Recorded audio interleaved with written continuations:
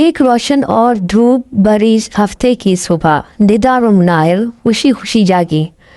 آج وہ دن تھا جس کا وہ سارا ہفتہ انتظار کر رہی تھی، اور یہ تھا ان کا ونڈرلینڈ جانے کا دن۔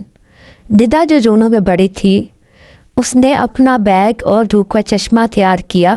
مناہل جو چھوٹی تھی وہ اچھلتی کودتی جا رہی تھی اور بار بار پوچھ رہی تھی، ہم پہلے کس چولہے پہ بیٹھیں گے؟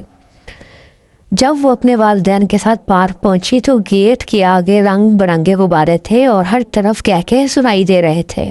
دونوں بہنوں نے ایک دوسرے کا ہاتھ مضبوطی سے تھاما اور پارک کے اندر دوڑتے ہوئے چلی گئے۔ ان کا پہلا سٹاپ فیروز فیلڈ تھا۔ جب وہ اوپر پہنچی تو انہیں پورا پارک نظر آ رہا تھا۔ اس کے بعد وہ بمپر کارز کی طرف گئی۔ مناہل بار بار ندا کی گاڑی ٹکرانے پر کہکے لگا رہی تھی اور ندا مذاق میں ہنس رہی تھی۔ پھر اس کے بعد انہوں نے گلابی بادلوں جیسے نرم نرم کاٹن کینڈی کھائے اور ایک گھنے درخت کے نیچے بیٹھ کر ٹھنڈا ٹھنڈا لیمو پانی پیا۔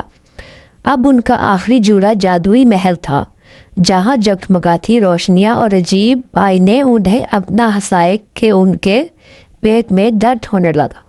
جب سورج غروب ہونے لگا تو ندا مناہل ایک بینچ پہ بیٹھ گئی اور کہنے لگی، یہ میری زندگی کا ایک اچھا دن تھا، اور ہم اگلی بار پھر آئیں گے، اور اس بار ہم پائلٹ شپ پر بھی جائیں گے۔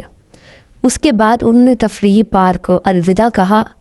ان کے دل خوشی سے بھرے ہوئے تھے اور ان کا دماغ جادوئی ارادوں سے روشن۔